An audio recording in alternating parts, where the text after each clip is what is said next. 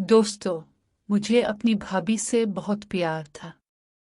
मेरी भाभी जवानी में ही बेवा हो गई थी।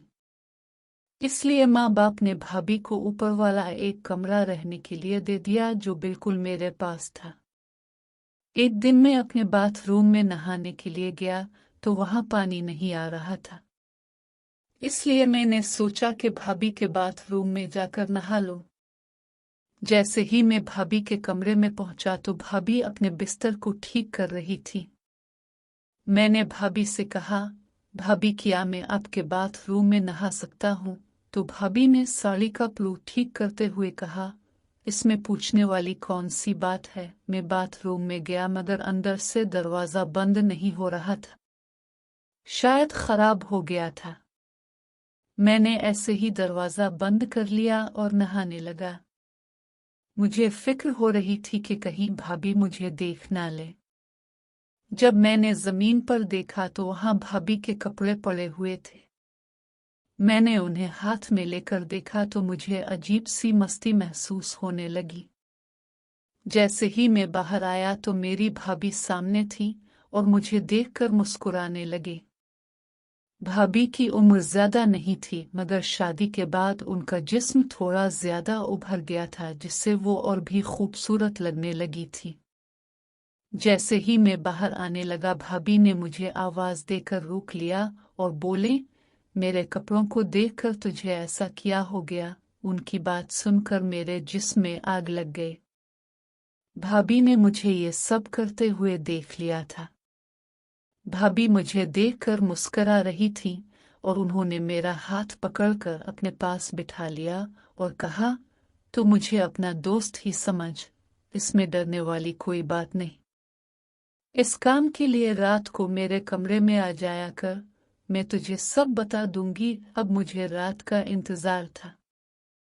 जैसे ही रात हुई मैं भाभी के कमरे में पहुंचा और देखकर हैरान रह गया। भाभी अपनी नाइट ड्रेस में बहुत खूबसूरत लग रही थी।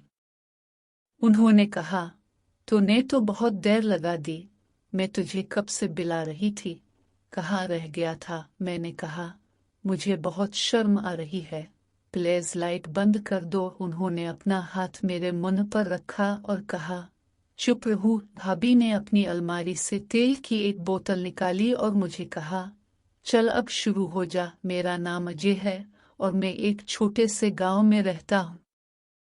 मेरी उम्र अभी 25 साल है। गांव में बहुत सुकून और ताजगी मिलती है। हमारी भाई की शादी हुई तो मैं बहुत खुश था क्योंकि भाभी बहुत खूबसूरत थी। मगर शादी के सिर्फ 4 महीने बाद ही मेरे भाई का एक्सीडेंट हो गया और उनकी मौत हो गई। इससे भाभी बहुत उदास हो गई। माँ बाप ने फैसला किया कि भाभी हमारे साथ ही रहेंगी।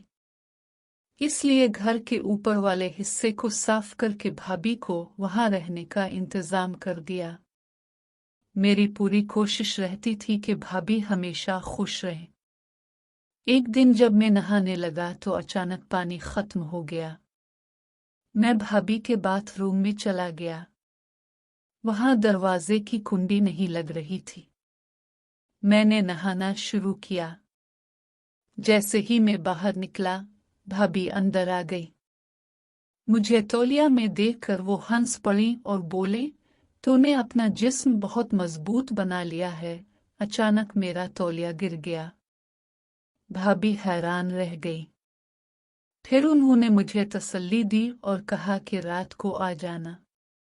रात को जब मैं गया तो भाभी ने मुझे खूबसूरत तरीके से अपना कुर्ब दिया। इसके बाद हम दोनों के दरमियान कुर्बत बढ़ने लगी। कभी छप छप कर, कभी फंक्शन के बहाने, कभी होटल में एक दूसरे की जिस्मानी प्यास बुझाते रहे। भाभी ने मुझे अपने नाम राधिका से बुलाने को कहा।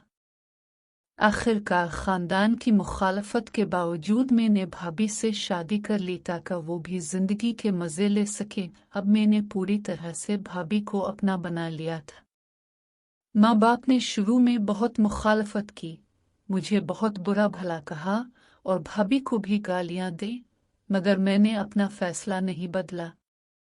मैंने उन्हें समझाया कि भाभी भी एक इंसान है, उन्हें भी जीने का हक है। वो बेवा होकर भी जवान हैं और उनकी ख्वाहिशें हैं। आखिरकार माँ बाप थक कर मान गए। मैंने भाभी राधिका से शादी कर ली।